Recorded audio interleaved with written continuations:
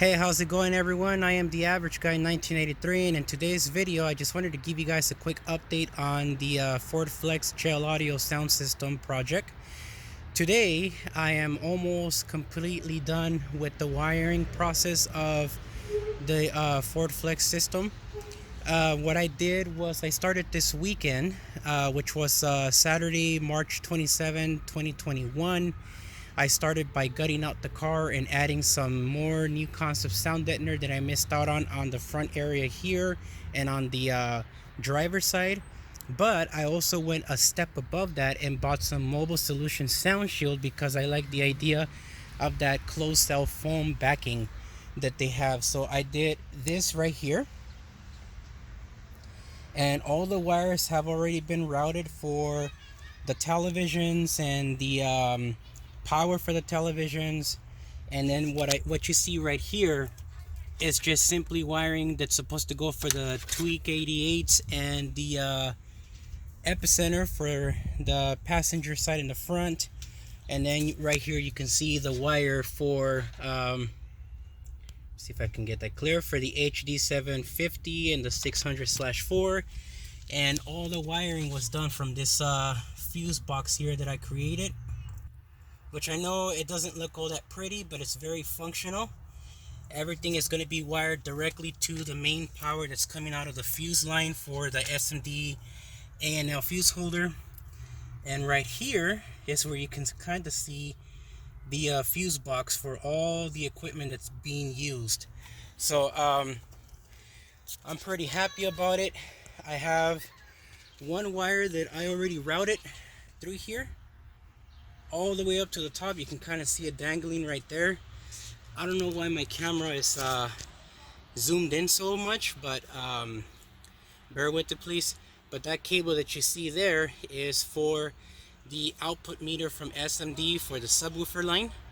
I just have to route it and tuck it in underneath the headliner, and I have to do the opposite side for the front door. So the whole car has been sound deadened from the bottom, or at least the floor. So you can kind of see in the bottom here we have the sound shield stuff. Now I did have to go and revise some stuff that I did on the last time that I added the sound deadener from New Concepts. I messed up by adding sound deadener to this edge right here.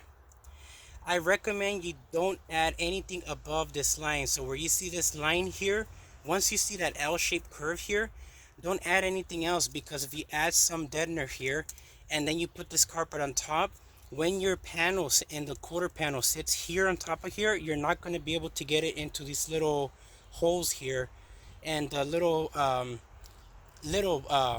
push pins are going to snap off, and it's just going to be a real pain to have to replace them. So just be real careful with that. Let me go and take you guys on over here to the driver's side. Driver's side is already done as well.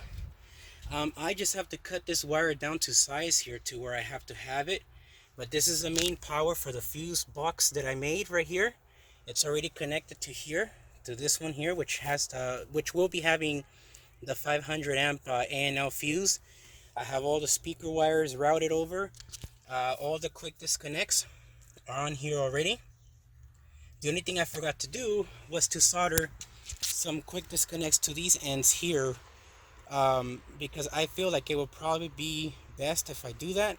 Just connect some quick disconnects and solder on the other end of this cable to the actual speakers for the A pillars and the D pillars up in the back, which I'm pretty excited to announce that I finally received my D pillar speakers. So I'm going to be installing everything, and that's why I'm making this video. But I figured I'd give you guys a little tour of all the wire routing I did. Everything has been routed to the bottom. That blue and light gray and darker gray color cable are the power wires, ground, power, and remote for the SMD output meters and the voltage meter as well.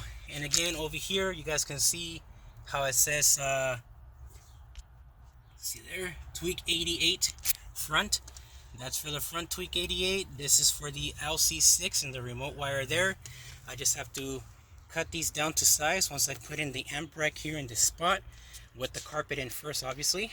And then again, I have these JL Audio DRC 205s hanging out in this spot, so I can route the Cat 6 cable to where I have to get it to, just to get it across this way and over to that side to plug it in. And I have it like this on purpose, so should in case I need to remove this area here for any reason, I don't have to go through removing everything just to try to get to that. Just simply disconnect the end of the cable from here and route it over to where I have to go. This connector here that you see is for the output meter on the left side, which will be going for the front door, which is right here. I haven't routed any speakers yet, but all the wiring has been done. It's all routed through, and this is where it's going to be connected to. Now, with SMD, they recommend that you use a 10 UF 200 volt high temperature capacitor. So I made this. One end will go to the output meter, and the other end will go to that connector that you see there, the yellow one. Now, the reason why I did it like this is because it would be easy for me to disconnect anything from here should I need to disconnect it. So for example, here's the quick disconnect. If this ever burns out, I can just simply remove it. Let me see if I can get it off. Sorry about that. There we go.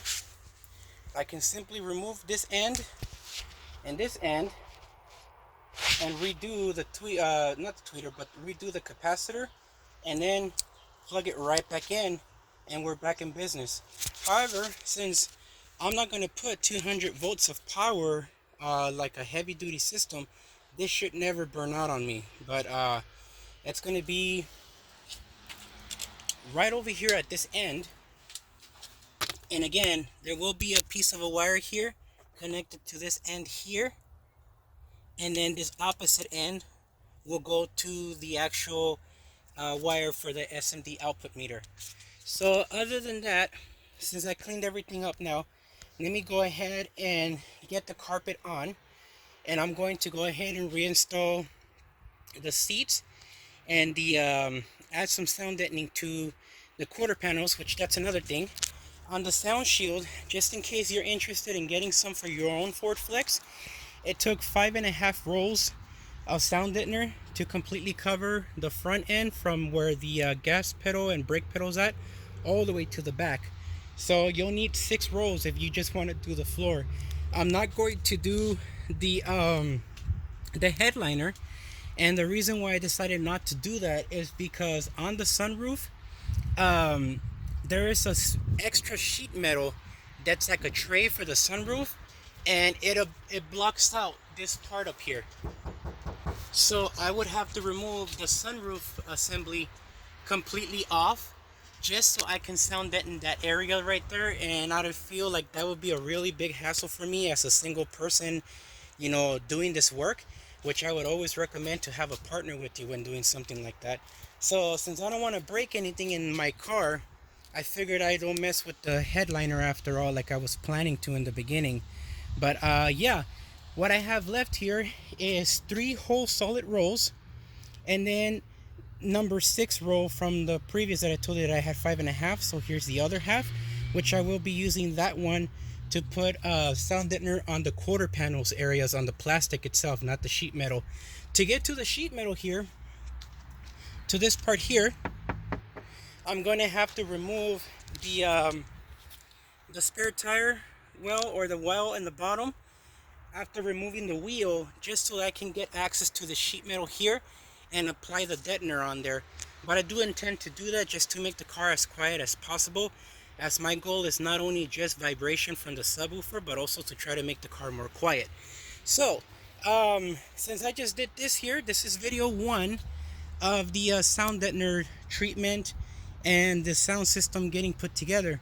So I will be back with video 2, or part 2.